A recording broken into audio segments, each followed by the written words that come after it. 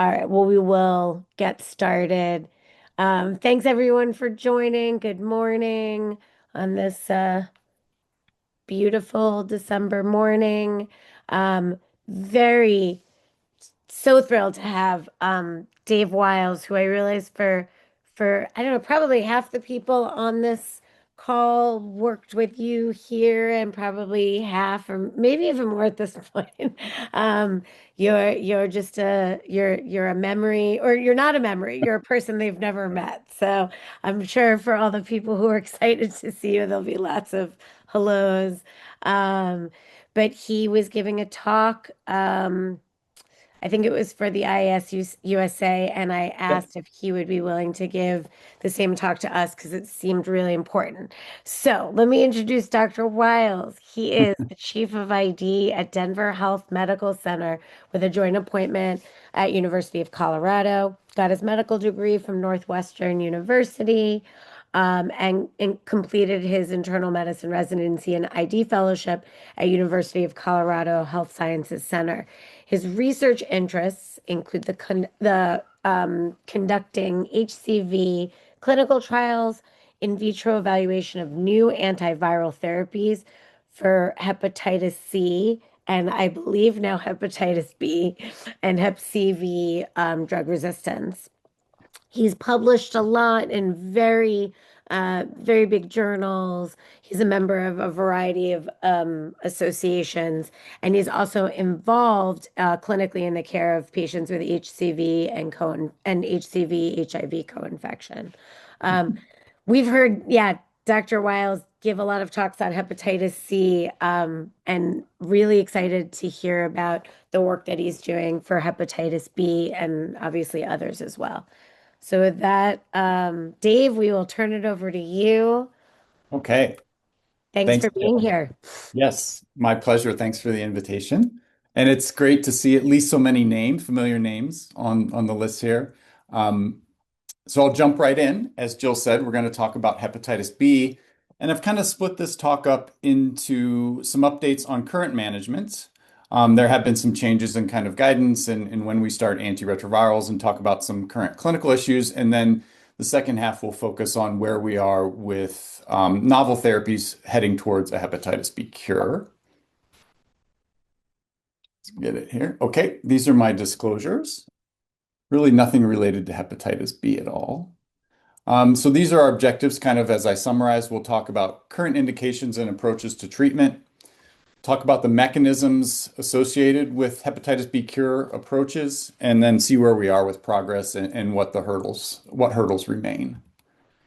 So I'm going to start with a question, and we don't have audience polling here, but just kind of think about your answers and then we'll cover these. But so which hepatitis B virus tests or disease stage parameters um, which of these is not part of updated hepatitis B treatment guidelines? And when I talk about updated guidelines, mostly we're talking about the EASL 2025 guidelines or the 2024 WHO guidelines.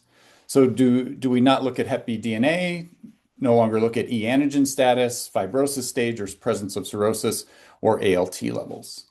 So think about that as we go through this. So we'll just level set a little bit with hepatitis B epidemiology globally and then focus on the United States. As I'm sure a lot of you know, globally, over 250 million persons are estimated to be infected with hepatitis B chronically, with the majority of that burden being in sub-Saharan Africa and Asia. Over here in North America, we have a relatively lower prevalence. Um, and then globally, there's over 1 million deaths estimated to be due to hepatitis B infection. As you're also probably aware, there have been elimination goals set forth by the WHO for both hepatitis C and B. These are kind of the combined targets, but I'll highlight the B targets specifically. So the goal is to have 90% of persons with chronic viral hepatitis diagnosed. Right now with B, we are way behind in that. If you see here the red arrow coming in, it's about 13% estimated globally are actually diagnosed. And then we'd like a 90% reduction for hepatitis B. That's slated to be at 95% reduction, reflecting the fact we do have a vaccine available for B. And then in terms of delivery of treatment to persons, the goal is 80% to be on treatment. For hepatitis C, obviously that is curable treatment. For B, that is suppressive treatment.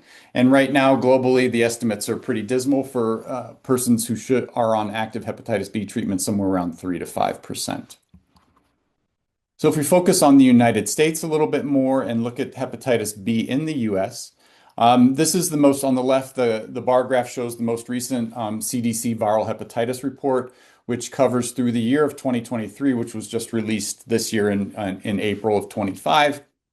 And it shows an estimated about 14,000 new infections in 2023. The orange number there, 2,200, are a number that were actually reported to the CDC.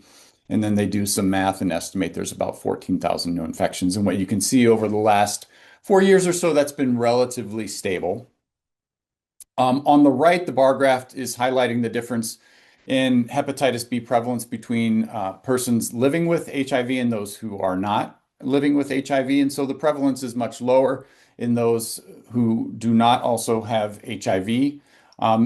As expected, through some common shared routes of transmission, the prevalence in persons living with HIV for hepatitis B is somewhere around 8 to 10%, depending on kind of the cohorts you look at. Overall, in the United States, down at the bottom, you can see somewhere around 2 million persons. There's a varying range of estimates. The CDC comes in about 1.7 million. There was a recent analysis that tried to better account for chronic viral hepatitis B in immigrants or persons born in places outside the US that now reside in the US, and came up with as high as 2.4 million. So I kind of put it in between. And the prevalence, again, is significantly higher in those born outside the United States, an estimated prevalence around 2%. In terms of persons with HIV, again, the total number in the United States, somewhere around 100,000, give or take. So I won't spend a lot of time here. I think most of you are familiar with this, but just to highlight there has been a change in nomenclature with hepatitis B, kind of recommended to reflect maybe the recognition that even if at times where ALTs are normal and disease is not evident clinically, there is ongoing viral replication and presumably ongoing integration into DNA so that they're really not silent phases, they're just maybe not clinically active. But starting with acquisition, there's a period of time where there's what used to be called immune tolerant, now it's just called e-antigen chronic infection with hepatitis B. And the hallmark there being very high levels of replication with hepatitis B DNA levels, tens of millions to hundreds of millions, but normal transaminases, so normal ALT. There's no immune response to the virus. That typically persists, and most common with vertical transmission, persists for several decades, and then can switch into an active viral hepatitis, where now the hallmark being there's an immune response, so viral levels come down, but is not completely controlled, and transaminases come up. This is now referred chronic hepatitis instead of chronic infection. The word hepatitis is used to reflect that. It used to be called immune active chronic hepatitis B. And then from there, folks can go on further if the immune response continues to be somewhat effective, where e antigen is lost, e antibody appears. There's what used to be called, again, the inactive carrier state. That is no longer favored because, again, there is replication going on. There's integration of viral DNA into the host genome. So it's really not thought to be inactive per se, but it is associated with normal ALTs again at times and lower levels of DNA. And then from there, folks can continue to go on in the life cycle kind of hepatitis B in an individual with e antigen negative chronic hepatitis, where viral levels come back up again and ALT is elevated. From there, some folks do go on to clear hepatitis B even late. That happens maybe 1% per year, but is a pretty rare event. Again, I'm going to not go over serology kind of in a most basic sense. I just want to point out a couple things. Hepatitis B surface antigen is really the hallmark of chronic infection. If that's repeated and remains positive over 6 months, you're kind of into chronic infection. What I want to highlight with surface antigen, there are now quantitative tests. We don't routinely use these in clinical care yet, but I think we will start using them. As you'll see when we talk about novel agents and cure, hepatitis B surface antigen quantitation prior to starting some of these therapies is one of the strongest predictors of whether folks will respond. So that in one way, when we have new therapies, I think we'll be looking at quantitative surface antigen to decide if we might want to treat somebody with one of these new agents. And then for folks currently on therapy who are suppressed with a nucleoside or a nucleotide, there are occasions where you might want to try what you could call a structured treatment interruption to see if they will maintain control or perhaps even go on to a sustained response. And that's again where there is use of quantitative surface antigen. If somebody has a low surface antigen prior to doing that treatment interruption, they're much more likely to have a favorable outcome. Less than 1,000 for certain populations or less than 100, depending on the population you're talking about. Um, and then I'm sure most are familiar with core antibody and surface antibody, and we'll talk a little bit more about that in a case. And then if somebody is confirmed to be chronically infected, this is where we can talk about hepatitis B E antigen. These are only done in somebody you think really has chronic infection, and have been a mainstay of treatment algorithms. We'll talk about how that has evolved with simplification of algorithms, as I alluded to in the question. And then hepatitis B DNA remains kind of one of the staples of evaluating somebody who has chronic infection and certainly remains a component of the treatment criteria. So I wanted to go with a case. This is actually somebody, a patient that was referred to me a couple weeks ago in my hepatitis clinic from one of our HIV providers. So this is a 43-year-old gentleman. He identifies as MSM and previously had been on PrEP with a tenofovir-based regimen, TDF-FTC, for about 2 years, although admittedly with spotty adherence, let's say. And he did HIV seroconvert in January of 2025. Looking back on his records, he had had a single dose of hepatitis B vaccine, HBV alum vaccine. Looked like he had one dose in 2016 and one in 2019.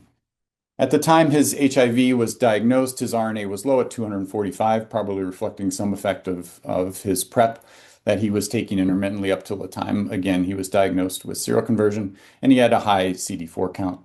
He was started on a pretty aggressive regimen. I guess this was at an outside facility, it was not with us at Denver Health at that time, but he was started on a bictegravir-based regimen with the addition of boosted darunavir, given his exposure to PrEP.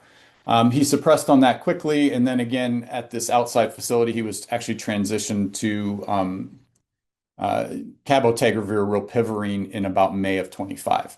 So he transferred his care. He had moved to Denver, transferred his care, and on intake testing, they repeated his hepatitis B serologies. I will say while he was on PrEP, he did have routine hepatitis B surface antigen testing that had been consistently negative over that 2 year period. They had also done at the very first baseline some additional testing, which included a hepatitis B core total antibody that was negative. So on his repeat testing, he remained surface antigen and surface antibody negative, so he didn't appear to have responded to the vaccine either. But he now had a positive hepatitis B core total antibody. So again, all previous had been negative. The last I could find in his record was in July of 2024. This last time his core total was tested and it was negative, and now we're talking about this was around a year later in July of 25 when he initially came to us. And he was now core antibody positive. He'd had a normal ALT at that time. Also, looking back on his records, he had had an ALT flare in 2023, but testing at that time didn't indicate any acute viral hepatitis. So one of our HIV clinicians here, kind of astutely based on the isolated core total positive antibody, checked a hepatitis B DNA, and it was positive at a low level of 179. They repeated it about a month later, and it was still positive, slightly higher at 541, and that's when they referred him on. So just some questions to think about. How would you characterize his current HBV status, if you put a label on it, I guess? And then how should we proceed with his treatment for both HIV and hepatitis B from this point? So I want to mention one thing, this patient was on PrEP, and just to kind of remind folks that PrEP not only prevents HIV infection, but it seems to prevent hepatitis B infection, or at least clinically apparent infection. This is just one study. There's a lot of indications out there that this is the case, including with antiretroviral therapy used for HIV. That includes tenofovir-containing regimens, but I just picked one out here. This is a recent publication from Japan. It was a prospective study of incident hepatitis B infection in Japan. Would have a somewhat higher prevalence, so it's a little easier to do this type of study there. But it was about 550 non-PrEP users, then 240 who were using PrEP. It was kind of split between those using continuous daily PrEP and those using event-driven PrEP, and this was with TDF-FTC. And they looked at incident hepatitis B infections over about a 4 year period of follow-up. And what you can see in a Kaplan-Meier curve is those who were not on PrEP had acquisition of hepatitis B, while as both PrEP groups, there was one single case, and that one case was in someone who had very low levels of tenofovir in their system, tenofovir diphosphate, and so were not very not consistently taking their PrEP. And then just over here just shows that the HBV incidence compared to bacterial STIs, just to indicate that all these groups seem to have a similar risk exposure kind of profile, if you will. But yet again, those that were taking any type of PrEP really, aside from this one case, did not see incident hepatitis B. And then just to remind you about the DHHS guidelines for hepatitis B, and the link is here, that all persons with HIV coming into care should have not just a surface antigen and a surface antibody, but I think sometimes we forget about the core total antibody. At least anecdotally, when I've looked within our clinic and some folks that get referred, not all of them have had a core total antibody. And this is, as we'll talk about in the next slides, much more important now that we're in the era of fairly frequently using kind of tenofovir sparing HIV treatment regimens. And then to kind of answer the question or disease stage or how would we characterize this hepatitis B, this is a table from the CDC, and this is a common question we get from learners and fellows and things is interpretation of an isolated core total antibody positive patient. These are the various potential explanations. And I just put over here some estimates where they're available from studies in persons living with HIV.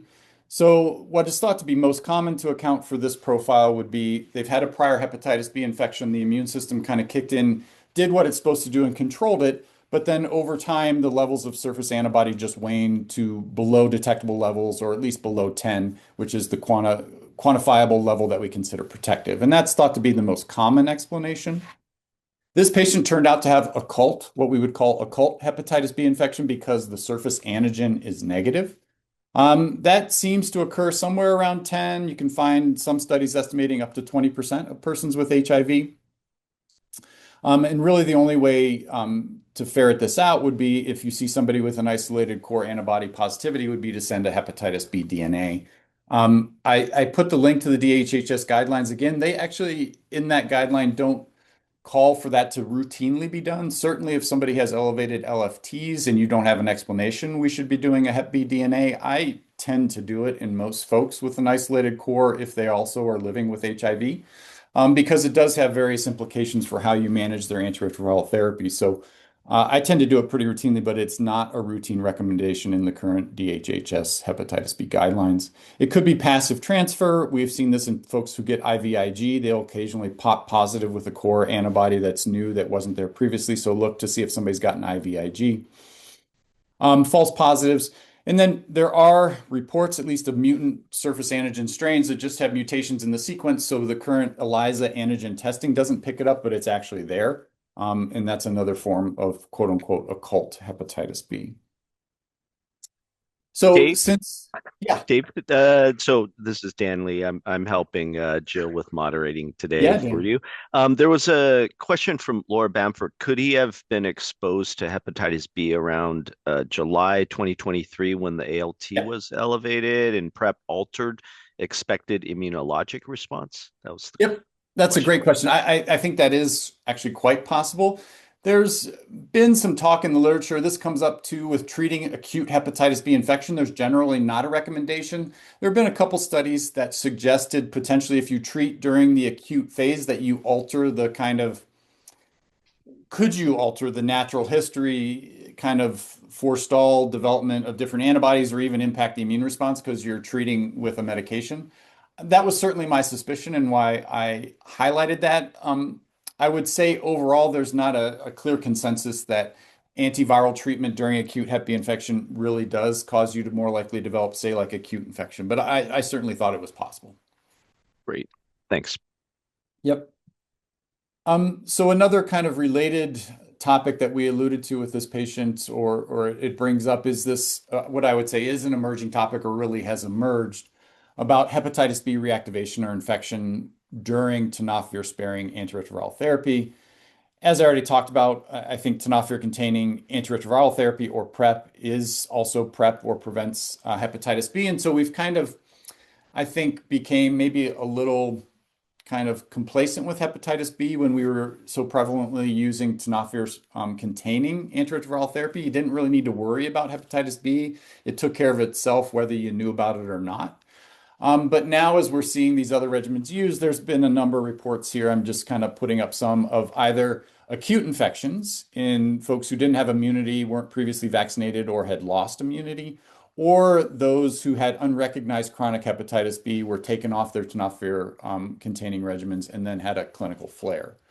Um, Despite these case reports, what I tried to highlight here down in the right, this series from the VA is by far the largest that's been reported, and they indicated somewhere around a 1.5% prevalence of reactivation over the time they were following. And then at CROI last year, there was a scoping review that looked at that. I will say it was really dominated by this VA cohort because that is by far the largest that came up with a similar estimate of about a 1.6% reactivation rate.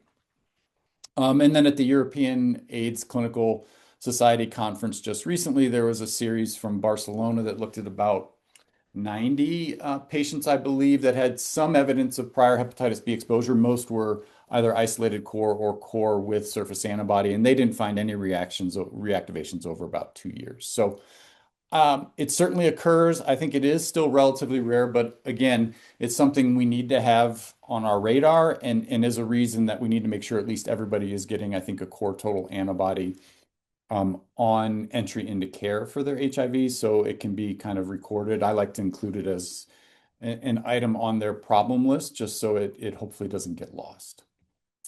And then this also leads to just a quick talk about vaccination. I'm sure you are all aware of the Beehive study, the ACTG study that looked at using the newer CpG adjuvant-based hepatitis B vaccine. I'll just say, since most know it's Heplisav is what we call it.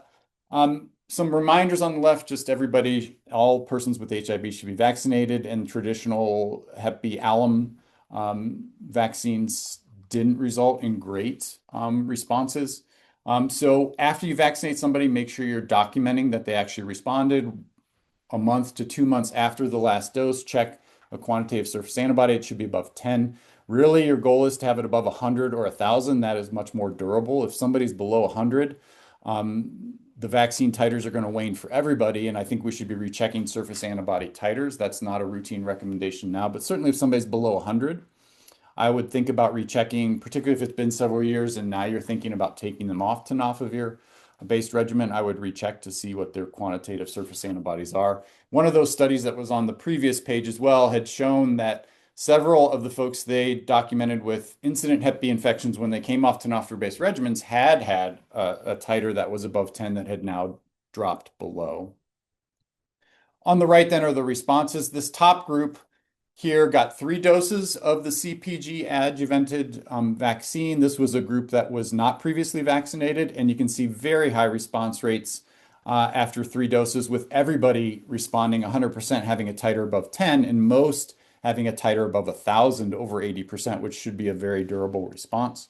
And then this below is the more recent presentation Christy Marks did at CROI last year, which also included the groups that had previously not responded and were recruited in and compared the traditional 3-dose alum-based with a 2-dose or a 3-dose CpG. And you can see again that very high rates of response in previous non-responders, better with 2 or 3 doses of the CpG vaccine. And then even follow-up out to 48 to 68 weeks later, depending on which arm they were in, very high response rates persisting at about a year and a half. Oh, one other thing, just isolated core. So if you check a DNA and it's negative, the recommendation is to revaccinate, at least for persons with HIV in the DHHS guidelines. You can give them 1 dose and recheck a titer. If they develop a titer over 100, kind of have that good boosting response, then you're good. If they don't come to over 100, the DHHS guidelines recommend you redo a full series of an HBV vaccine. We're going to talk about therapy now here and try to finish up in the next 5 minutes so we're sure we have enough time to talk about new therapies. So I just like this, and I think most of us are used to thinking about viral diseases this way. HIV is certainly this way. The higher the hepatitis B viral load, the faster progression of disease is. In this case, to cirrhosis. This is kind of a classic that I like to keep in. So the higher the hepatitis B DNA, the faster the liver disease progresses. This was a more recent study. Nina Kim and the group from NA Accord presented and published a few years old now. But looking at the striking thing here was these were all persons living with HIV and NA Accord. They looked at incident liver cancer risk by DNA levels. And what was striking in this, they found even those with low-level viremia, so kind of in this 200, above 200, had an increased risk, over doubling of their risk for incident hepatocellular carcinoma compared to those that were suppressed to less than 200. And you see this dose response, but again, highlighting everybody below 2,000, which traditionally, at least if you're talking about hepatitis B monoinfection, would have been the group that would not be recommended for antiviral therapy for their hepatitis B. They had, again, about a doubling in the risk of liver cancer compared to those who were below 200. So this really highlighted again that even low-level viremia has adverse outcomes for patients, and we should probably, one of the takeaways would be we should be more aggressive with treating hepatitis B and making sure it's suppressed. This also applies to our persons living with HIV or on antiretroviral therapy. Many of you treating know with integrase-based potent regimens, HIV suppresses very readily, whereas you find a lot of times in persons who have both infections or are living with both hepatitis B and HIV that the Hep B does not suppress even if the HIV is suppressed. So we just need to be checking hepatitis B DNA levels, I think, in persons with HIV who are on a tenofovir-based regimen and make sure we're also suppressing the B, excuse me. So these are just our FDA-approved therapies. We're really only going to talk about the top three there or allude to those because for all intents and purposes, that's really all that is used now, either entecavir or one of the forms of tenofovir. Pegylated interferon does offer a finite treatment, and you may use that in a young patient who has hepatitis B and does not have advanced liver disease, and particularly if they have genotype A or B of hepatitis B, they do respond fairly well. So this is the National Liver Meeting was just held in DC about a month ago. And this was just something I wanted to highlight. Tenofovir alafenamide is really the mainstay that's used now because it's thought to have it has increased safety for bone and kidney and things like that. And it's really a component of most of our first-line HIV treatment regimens now. But this is just some data to indicate that it seems to have better efficacy long-term or benefits with long-term administration compared to TDF or disoproxil fumarate. And this is not the first study, but this was just presented again a month ago showing that long-term administration, I think this was up to 9 years of TAF compared to TDF. This is the risk of HCC, and you can see with TDF-based hepatitis B treatment, a significantly increased cumulative risk of HCC compared to a TAF-based regimen. There's been this phenomenon noted that ALT or transaminases normalize faster in studies with TAF versus TDF. For folks without HIV co-infection, there doesn't seem to be a difference in antiviral efficacy, at least with the resolution we have with standard HBV DNA assays. At the time these were done, it was around 29 copies. In other words, they suppress just as fast the hepatitis B virus on TDF versus TAF, but transaminases normalized faster in TAF groups. And then again, this long-term data suggesting decreased adverse outcomes related to chronic hepatitis B infection. There was a study the year before at AASLD, it doesn't look like it's been published yet, but that looked at kind of Korean insurance claims and outcomes for hepatitis B that found similar results that TAF, these are hazard ratios, decrease the risk of HCC, liver decompensation, or liver transplant or death compared to TDF. There's some similar data also comparing TAF to entecavir that suggests the same thing, that TAF is just more potent, for lack of a better term. So how can we simplify HBV treatment?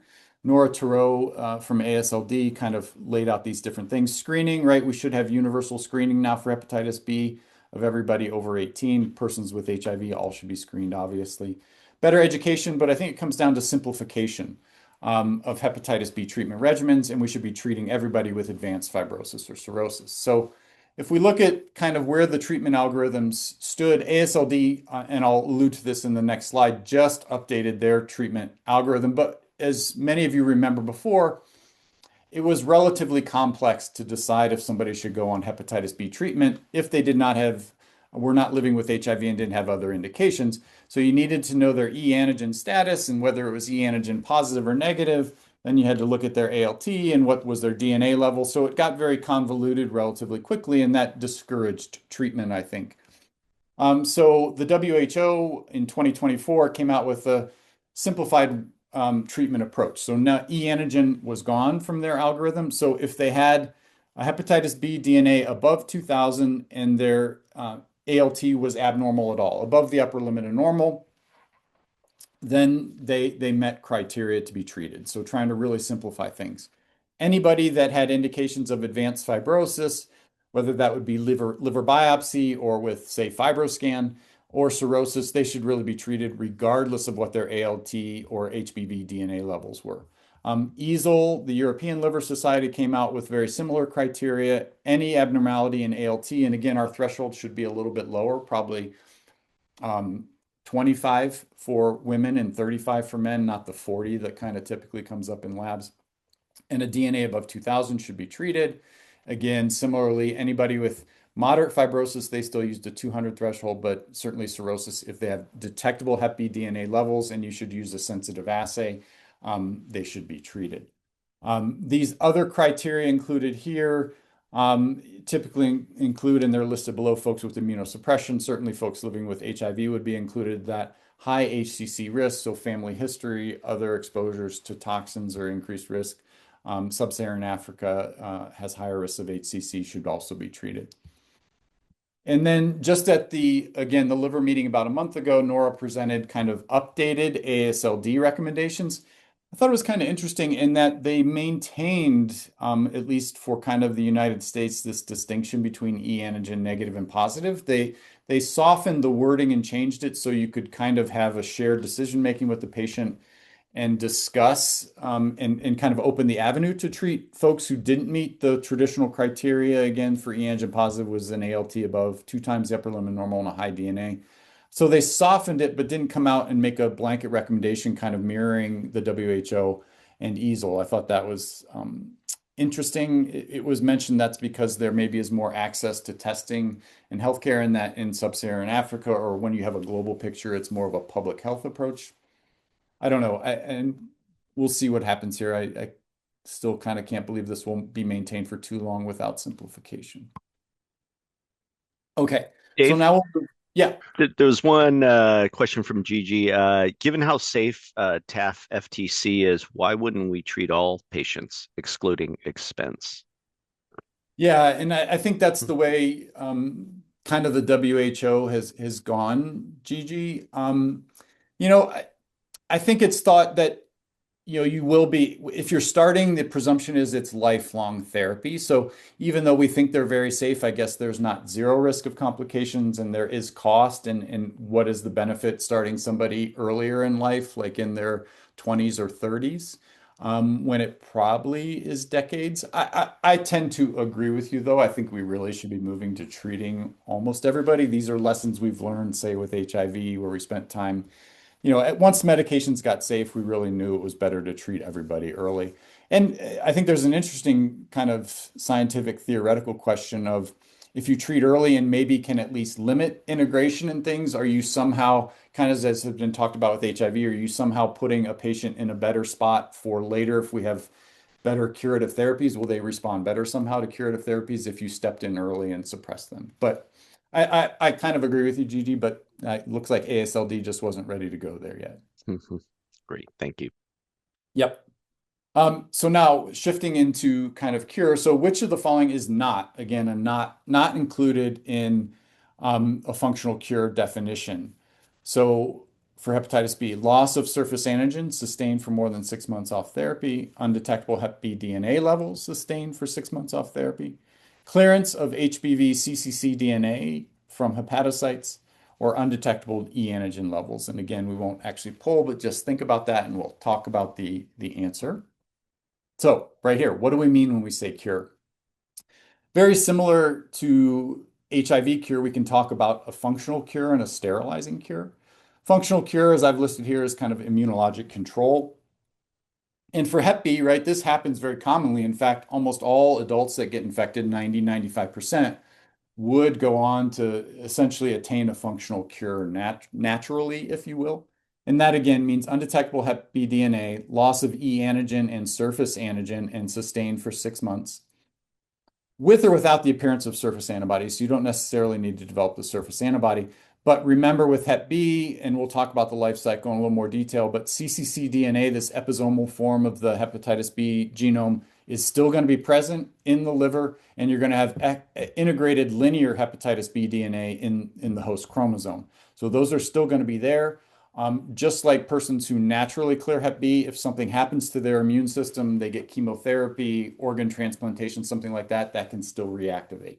But this is the functional cure, and this would be kind of what we're generally talking about with new therapies is attaining a functional cure. We could envision a sterilizing cure. It's everything above, plus you're now getting rid of that liver-based cccDNA and integrated and potentially integrated Hep B DNA. So schematically, what does that look like? You have somebody here with Hep B DNA levels, surface antigen levels. Right now, what we can do is replication inhibition. That's where tenofovir and entecavir type things come in. So you can bring down DNA and get it suppressed, but you typically don't do anything to surface antigen, or it very slowly comes down but is not cleared. So now we're talking about cure therapies. It's targeted antigen reduction, some type of immune stimulation. Is that therapeutic vaccine? Is that other immunomodulators to drive surface antigen down to undetectable levels? And then if that's maintained with an immune response, that's your functional cure. But again, you still have integrated virus, you have cccDNA. Sterilizing cure would be taking those and getting rid of those as well. So hepatitis B, much more complicated replication than Hep C. It's a DNA virus. What I've got here is, so we do have entry inhibitors. I won't talk about those today with cure. They're available. We'll talk about one that's in a combination, but this is really actually interestingly where hepatitis delta novel therapies are focusing right now is entry inhibition. But once the virus enters the cell, you have relaxed circular DNA that then is host repair machinery converts that to the cccDNA, this episomal form that remains. That is the transcriptional template for all viral RNAs. Pregenomic RNA that's packaged again and becomes new virions, or mRNAs that form the protein, so surface antigen, core antigen, polymerase, everything. And so we can try to knock down that transcription by targeting viral RNAs, and we'll talk about some of those. We can disrupt core formation, nucleocapsid formation. There are core inhibitors, and they are very potent at reducing viral replication and also presumably prevent this recycling and replenishment of cccDNA. They cause empty core to form, so there's nothing to replenish, or they prevent it from actually disassembling and being recycled back to the nucleus. So those are, I think, a very interesting class of medications. And those are the main ones we'll talk about. This is just the schematic organization, and I put this up to show that there are overlapping reading frames. And so you can pick a sequence here, and it's kind of in this proximal part of the X gene location, where if you target that RNA actually ends up coding for all the different proteins through different reading frames. So by targeting one RNA sequence for degradation, you can have an impact on all hepatitis B viral proteins. So this is just a table overviewing the different classes we have, and I won't spend time here. You'll just have this for reference.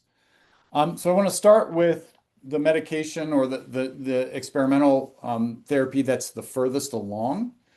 This is what's called bepirovirsen or Bepi. It's an antisense oligonucleotide. So it's a kind of RNA DNA hybrid oligonucleotide that, as it's shown here in the schematic, again targets sequences that hit the mRNAs, if you will, of all the different viral proteins. It's administered as a subcutaneous injection once a week. The unique thing, and we'll talk more about this, mechanistically, it binds to RNA and kind of pulls that RNA over for the RISC complex to degrade the RNA. So you're directly degrading viral RNAs. But what it turns out that these ASOs probably do, and the reason that they've had some level of success is they probably are immune stimulatory at the same time. They engage TLR8, so toll-like receptor 8, and have an kind of innate immune stimulation profile. So this was published. This is the phase 2 study that looked at administration of this ASO, weekly injections for 12 to 24 weeks. Group 1 got the highest dose for the full 24 weeks. Group 2 got 300 milligrams, and then for the last 12 weeks went down to 150 milligrams. And we'll just focus on these two since in phase 3, what's going ahead is 24 weeks of 300 milligrams. The primary outcome was 6 months off this therapy who had suppressed DNA to below the limit of quantification and undetectable surface antigen. And so you can see here with the two groups, different doses, you got about 9% or 9 to 10% of what we might call an at least primary response, which is close to a functional cure. It's not really a functional cure because in the group that was still taking their nucleoside analog, tenofovir and entecavir, they remained on it for those 6 months. So they were off the experimental therapy, but not off all HBV therapy. So, but remember that about 10%. So one interesting aspect, and I think this highlights the innate immune stimulation, is GSK, who developed this, also had this 404. It was the exact same RNA targeting sequence, but one delivered by a small interfering RNA, which is conjugated essentially to sugars and N-acetylgalactosamine, which makes it target to the liver.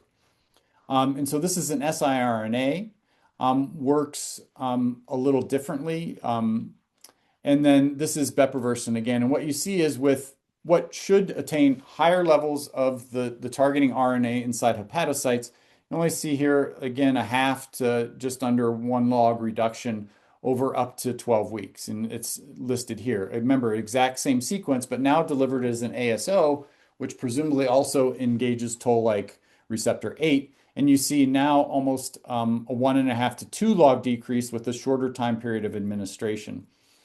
So I think, again, highlighting that it's really this kind of dual mechanism of action that has allowed some success with the ASO approach. So despite the 10% response, I didn't highlight it, but at the end of treatment in that phase 2 study in the New England Journal, the response rate was about 30%. And then once you stop the medication, you had about a 65% relapse rate from there over 6 months.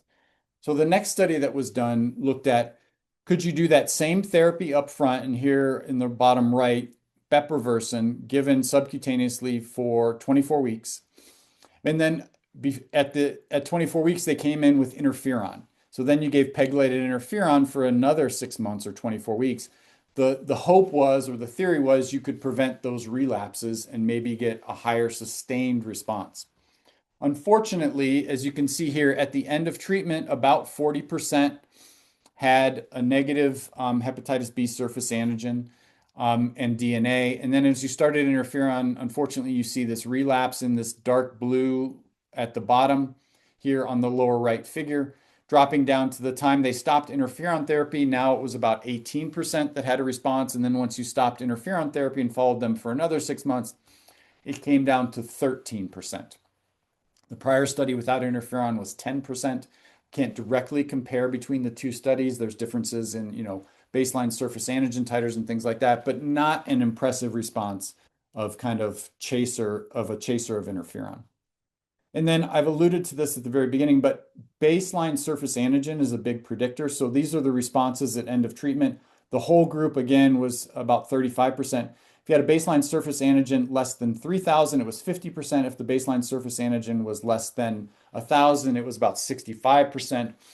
There was still the same amount of relapse, but because you were starting at a higher level of suppression to begin with, in those with surface antigen less than 1,000, it was about 25% sustained response off therapy. So about doubling of the sustained response in those with less than 1,000 surface antigen at baseline.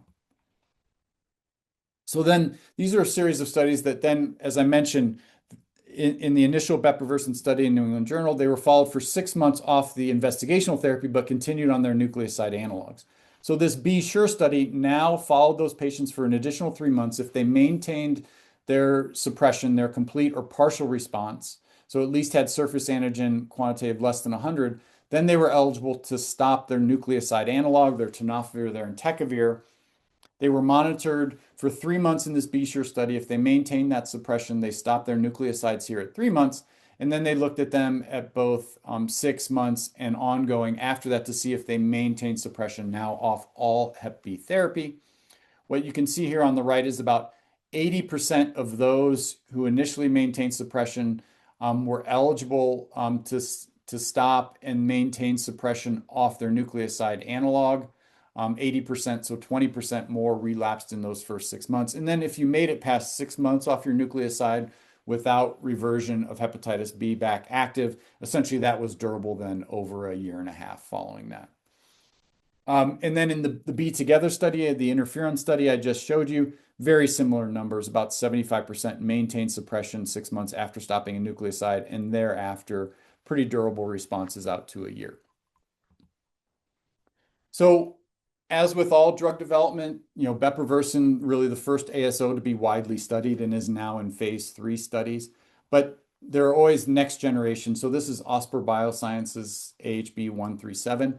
And what has been learned is that you can tune ASOs to essentially optimize TLR engagement and also improve the liver to kidney distribution, or the two main things that are kind of modified as you get to next generation. So this putative next generation ASO should engage TLR8 effectively, perhaps more effectively, and again, should be more focused to liver concentration as opposed to other tissues, including kidney. And so this is preliminary data that was released both at the European Liver Meeting this year and then followed up at AASLD. So at the end of dosing, 24 weeks, very similar to bepirovirsen. Now, instead of about 40% having a response, we're up to 76 to 73%. And this difference is those above and below 1,000. If you remember that baseline surface antigen, if it was less than 1,000, the response was much better. And now you see less of a difference between those low and high surface antigen titers at the baseline, so a more universal response.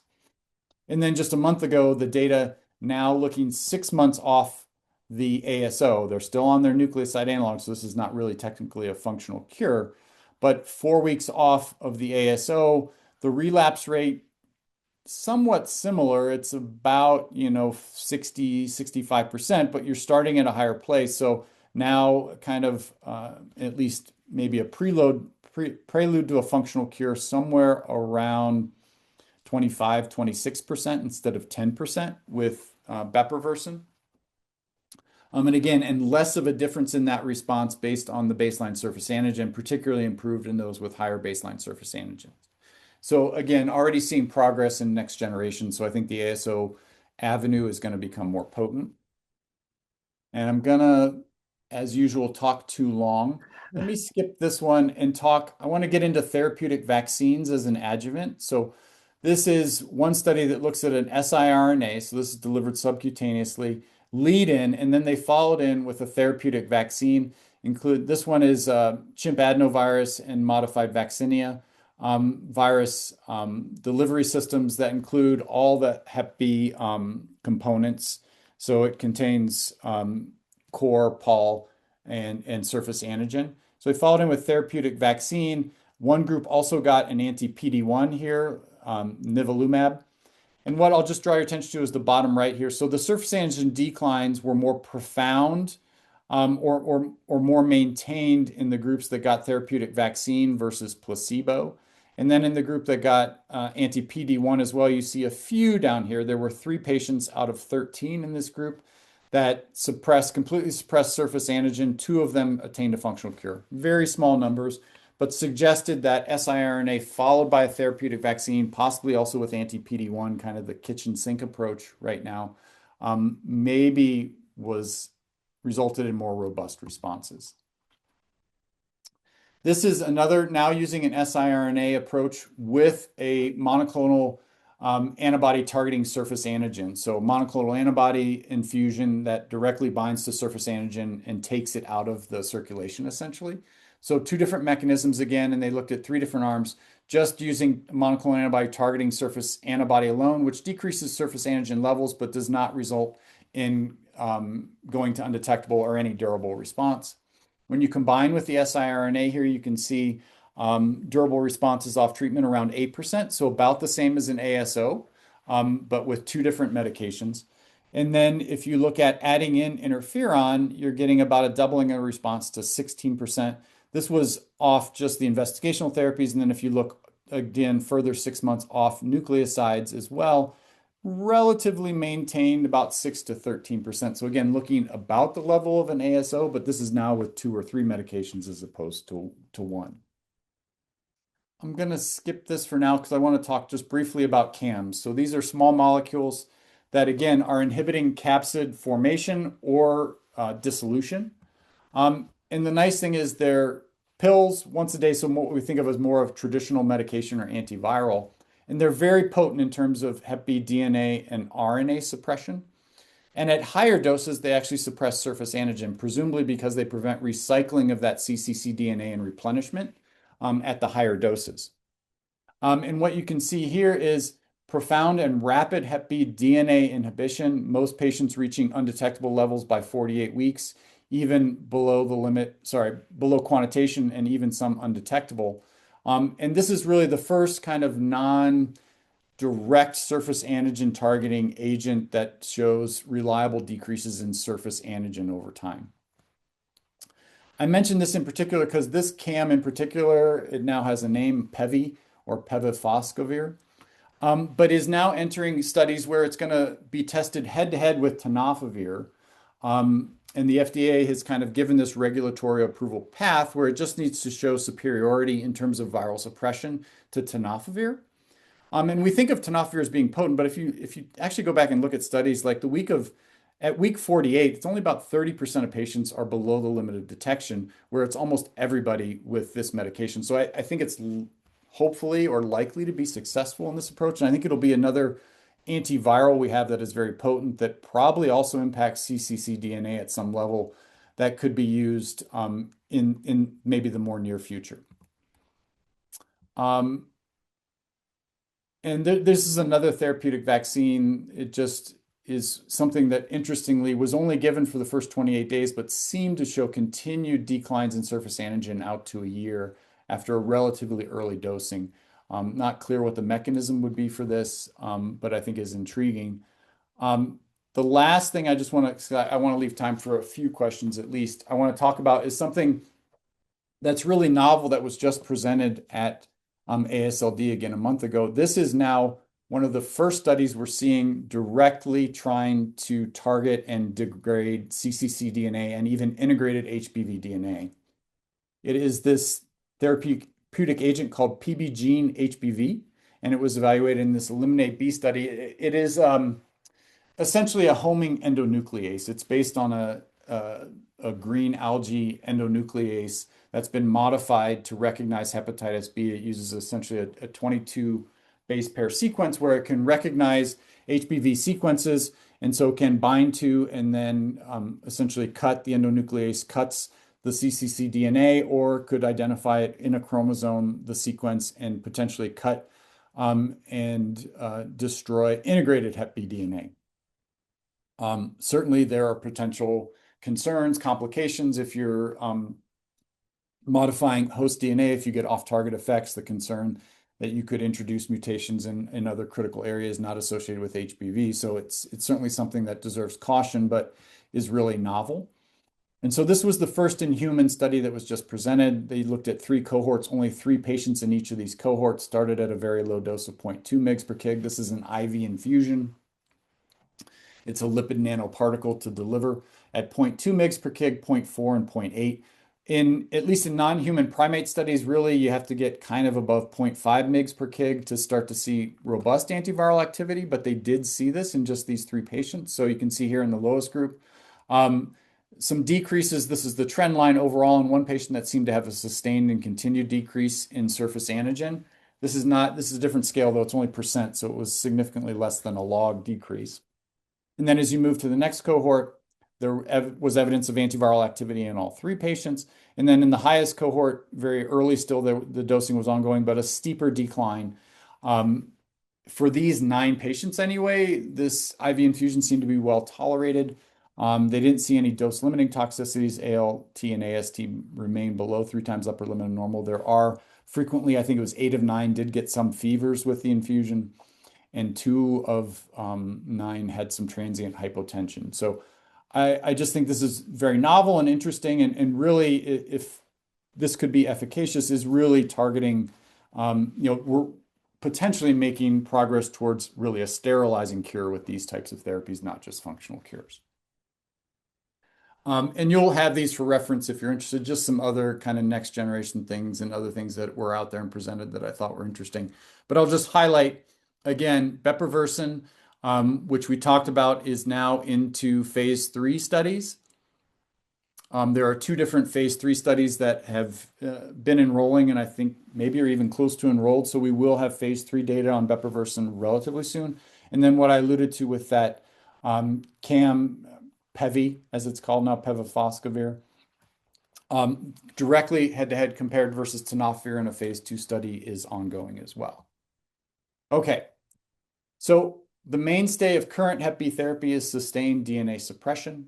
It has clinical benefits clearly, but functional cure is rare. As we alluded to, generally treatment guidelines are moving towards more aggressive treatment. Novel therapeutics rapidly evolving. Everything I pretty much told you was very small numbers, and we can see hints maybe of way things are going, but none of this is definitive. Low quantitative surface antigen certainly appears to be predictive of responses to therapy. It seems we'll need some type of immune modulation for high rates of functional cure, at least with finite therapies. So I could envision an ASO or an siRNA with maybe one of the potent CAMs and a nucleoside. So really suppressing surface antigen as much as we can in viral replication, then coming in with some type of immune modulator to enhance that response, take surface antigen down further, and hopefully get functional cures. The last thing I mentioned, maybe sterilizing cure, is on the horizon still as well. Okay. Sorry, I kind of went close to near time, but hopefully we have a few minutes for questions, Dan. Perfect. No worries. Thank you for that excellent talk. Are there any questions? Let's see. You can unmute if you'd like. I have a quick question. Yeah. Perfect. Hey Dave, great Hey. to see you and great talk. This my question goes back to when you were talking about the issue with tenofovir free regimens, and I was curious to get your opinion because and I'm sure you guys have maybe seen this too, but for patients, when we started using Cabenuva, one time accidentally an HBV DNA was checked in a patient who had been core positive and came back low level detectable. And we've since been looking at it more, and we have these patients who are core positive, varying levels of surface antibodies, and we've found several who have low level detectable HBV DNA, really low level, like in the hundreds or even less. Never convert to surface antigen positive, never have changes in liver function tests, and the DNA seems to kind of go up and down, becomes undetectable, then maybe back to low level.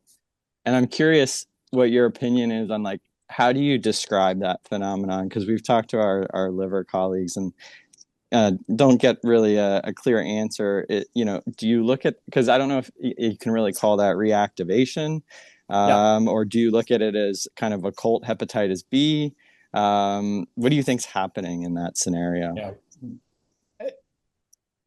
I think it's a great question, Lucas. And, we talked about the low level of quote unquote reactivation, of percent or so, but the vast majority, almost all those, don't tend to clinically have any apparent consequence, kind of what you're describing. They get this low level DNA, you see it.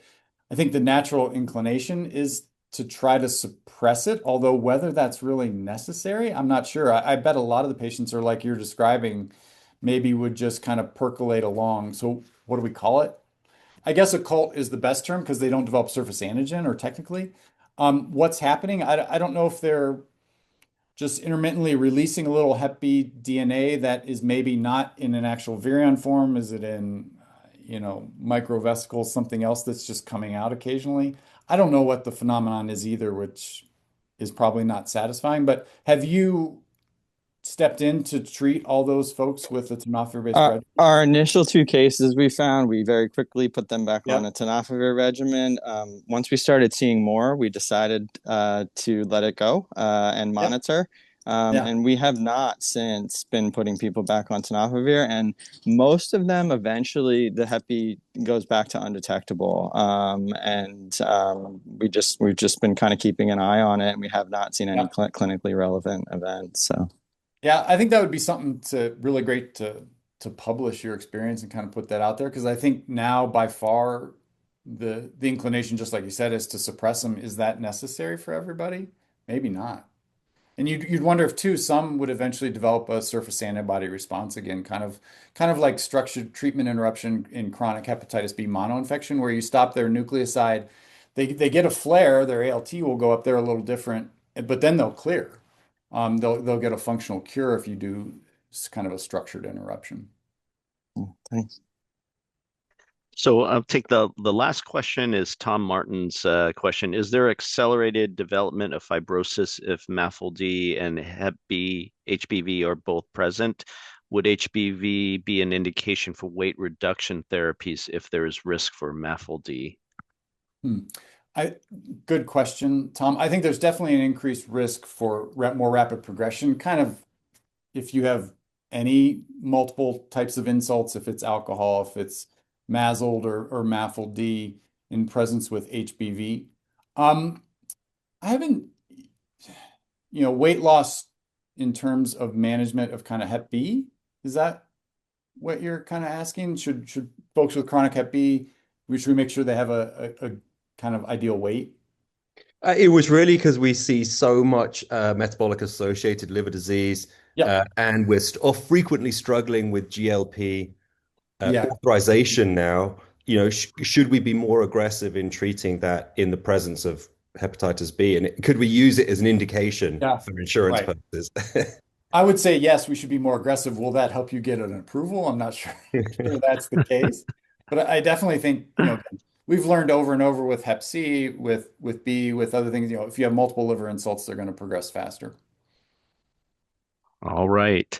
Well, thank you once again, Dave. It's nice to see you. Yeah. And thanks everyone for coming today. As a reminder, next week we do have a session with Joel Wertheim.